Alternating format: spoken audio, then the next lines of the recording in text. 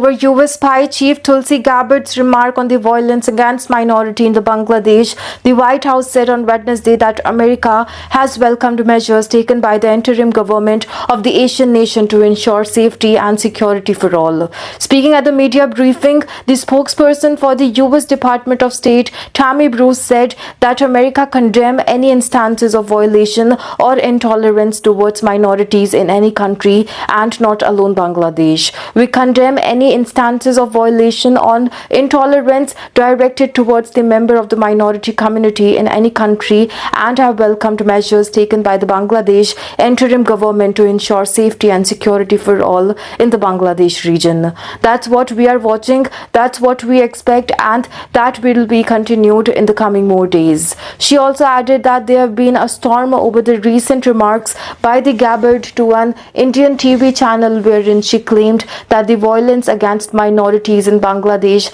and the threat of Islamic terrorists in the Asian nation was rooted in the ideology and objective to rule and govern with an Islamist caliphate. Also, she further said that while talks are just starting between the US President Donald Trump and the Mohammad Yunus headed Bangladesh interim government, the matter of Islamic terrorism continues to be a central focus of concern. The remark drew sharp criticism from the Bangladesh government, which also called them misleading and damaging to the reputation and of the country that is tumbled with the violence. Also in the statement, the Bangladesh Chief Advisor Officer said that Gabbard's statement painted an entire nation with a broad and unjustified brush. This statement is both misleading and damaging to the image and reputation of Bangladesh, a nation whose traditional practice of Islam has been famously inclusive and peaceful and that had made remarkable strides in the fight against extremism